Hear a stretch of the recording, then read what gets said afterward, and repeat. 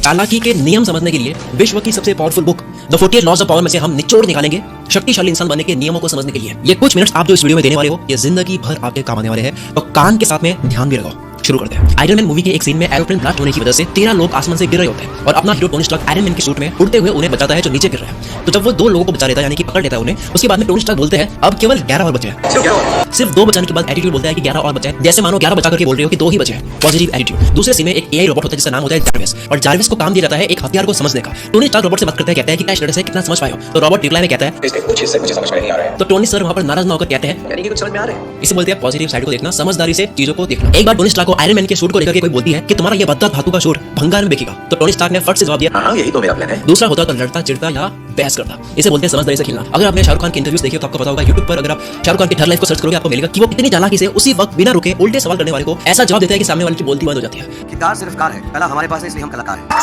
Super हमें वो लोग पसंद है जो टफ कंडीशन में भी कूल बने रहते हैं, जो पॉजिटिव साइड को देखते हैं, जो पॉजिटिव एटीट्यूड रखते हैं। जिसका सबसे बड़ा एग्जांपल है बनी ऐश के प्रोफेसर, जिससे हम सब इंप्रेस हुए हैं उनके टफ कंडीशन में भी स्मार्टनेस को आजमाने को लेकर। इंसान क्या चाहता है? इंसान पावर चाहता है, सत्ता चाहता है, शक्ति, अपना दबाव बनाना चाहता है, और पावर मिलती है समझदारी से, चालाकी से, हौसले से। ओझा सर कहते हैं राजा बनने के लिए बस एक ही चीज का विकास जरूरी है, समझदारी। मैं आपको इस वीडियो में शक्तिशाली बनने के ऊपर विश्व की अब तक की सबसे powerful book the 48 laws of power में से मेरे कुछ फेवरेट लॉज बताने वाला हूं। शुरू करते हैं। पहला law, always say less than necessary. जरूरत हो उतना ही बोलो। मेरी फेवरेट मूवी जॉन विक में जॉन बहुत कम बोलता है, पर जब भी वो बोलते हैं सुनने के लिए कान खड़े हो जाते हैं।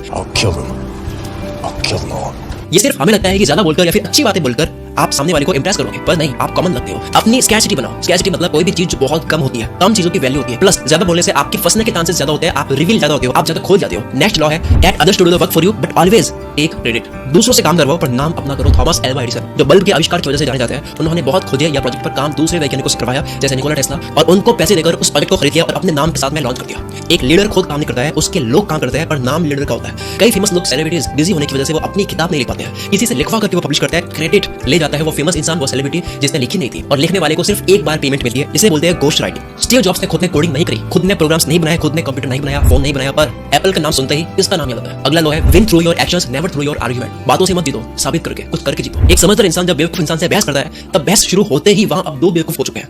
बहस मत करो, साबित करो। 3 इडियट मूवी में आपने देखा होगा कि आमिर खान करीना को बोलकर नहीं समझाता है कि तुम्हारी शादी एक गधे से हो रही है, बल्कि एक्शन से समझाता है। जैसे वॉच गुम होने का नाटक करवा दिया ताकि उसका रिएक्शन दिख जाए। What you lost the watch? अरे मेरी है, अरे चालाकी देख। शूज पर टकनी गिरे ताकि वो अमीरी दिखाए, प्राइस दिखा करके कितने के जूते थे। $300 के शूज है। ये दुनिया बातों से नहीं मानती है, डेमो से मानती है। डेमो देना होता है। सर क्रिस्टोफर रेन इंग्लैंड के बहुत बड़े आर्किटेक्ट लंदन के टाउन हॉल के प्रोजेक्ट पर काम करते हैं, और जब वो बना करके पूरा तैयार कर देते हैं उसके बाद में सिटी मेयर को दिक्कत होती है कि इस बिल्डिंग में यार पिलर्स नहीं है, जिस वजह से शायद ये नीचे गिर सकती है। आर्किटेक्ट के अकॉर्डिंग उस बिल्डिंग में पिलर्स की जरूरत नहीं थी, फिर भी उस समझदार आर्किटेक्ट ने बिना बहस करे पिलर्स बना दिए सिटी मेयर्स के कहने पर। कुछ सालों के बाद में जब उस बिल्डिंग में रिनोवेशन का काम चल रहा था तब वर्कर्स ने देखा कि यार ये जो 2 पिलर्स है इनके ऊपर तो जोर आ ही नहीं रहा, ये तो छत से अटैच्ड है ही नहीं, तो ये पिलर्स केवल शो के लिए क्यों लगाए गए। फिर हिस्ट्री में देखा तो पता लगा कि समझदार आर्किटेक्ट ने बिना बहस करे ये 2 पिलर्स सिटी मेयर के कहने पर लगा दिए थे, जबकि जरूरत नहीं थी। आर्किटेक्ट ने खुद के डिजाइन के साथ में कॉम्प्रोमाइज भी नहीं करा और सिटी मेयर के लोगों को भी नाराज नहीं किया। आप एक्शन से जीतो, शब्दों से नहीं। चालाकी का अगला नियम है learn to keep people dependent on you.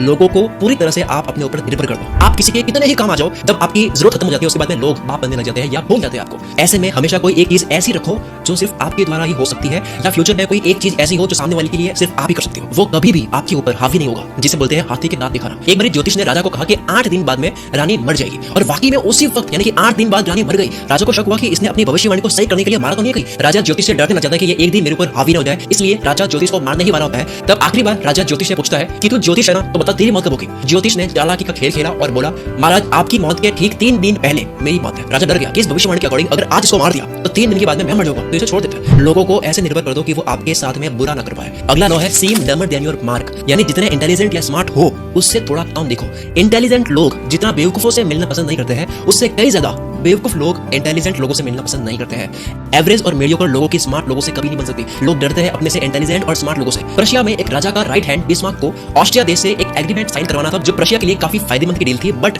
उस डील में ऑस्ट्रिया का कोई फायदा नहीं था, तो वो साइन क्यों करेगा। अब ऑस्ट्रिया के किंग काउंट लोबी ताश खेलने के बहुत शौकीन आदमी थे। वो किसी भी आदमी के नेचर और कैरेक्टर के बारे में पता लगा सकते थे कि वो कैसा आदमी है सिर्फ उसके साथ में ताश में क्वींस गेम खेलने के तरीके से, और ये बात बिस्मार्क को बताती है। अब क्योंकि बिस्मार्क को एग्रीमेंट करवाना है तो चाल देखो। एग्रीमेंट होने के एक दिन पहले बिस्मार्क ब्लोमी को, जो कि ताश खेलने के शौकीन है, उनको बातों में उलझाकर बड़ी चालाकी से क्विज खेलने के लिए इनवाइट कर लेता है। और जब गेम शुरू हुआ तो बिस्मार्क ने वो गेम जान करके लापरवाही से खेला, खूब पैसे हारे, लेकिन ऐसा करके ब्लोमी को तकमा देने में बिस्मार्क कामयाब रहा। ब्लोमी को ये फील करवा दिया कि बिस्मार्क काफी रिस्क लेने वाला इंसान है। गेम्स में गलत मूव चलकर बहुत पैसा हारने के साथ में बेवकूफों की तरह वो बात भी किया जा रहा था, खुद को नर्वस साउंड करवाने के लिए या फिर राजा ब्लोमी के सामने कम अक्ल वाला दिखने के लिए।